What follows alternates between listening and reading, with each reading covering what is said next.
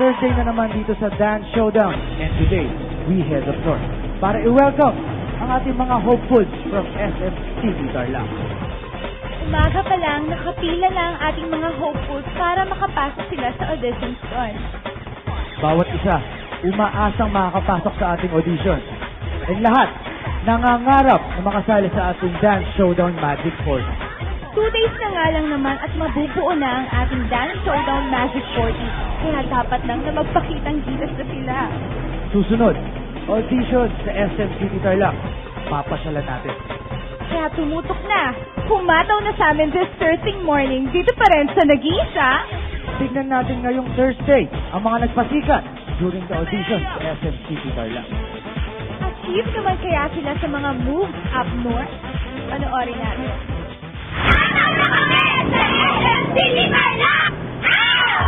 Di pa natatapos ang paglilibot ng Dance Showdown all over the Philippines.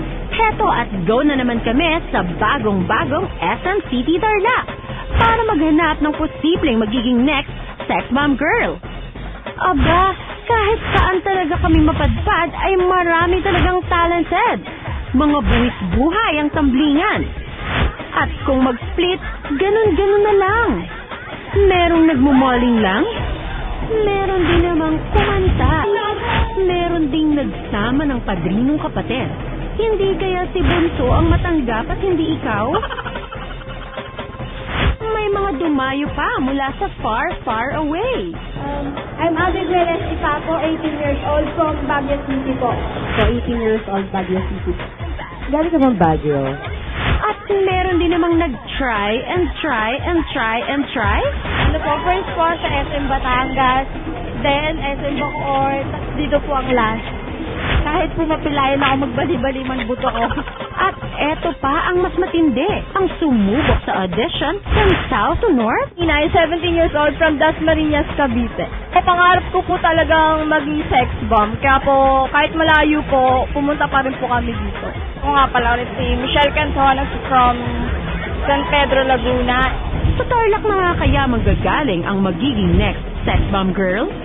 Sino-sino kaya ang makakapasok sa elimination round? Abangan sa Dance Showdown! Sino-sino kaya ang makakapasok sa ating Hot 05 from SM City Tarlac? Sino kaya ang out at sino naman ang out? Wala nang iwanan dahil to the max na ang aming hatawan dito pa rin sa Nag-iisa. Dance! And bukas, last day na ng audition as we bring our hopefuls from Metro Manila. Hataw kaya ang ating mga hopefuls from Metro Manila? Sino ang out at sino naman ang out? See you tomorrow dito pa rin sa Nag-iisa.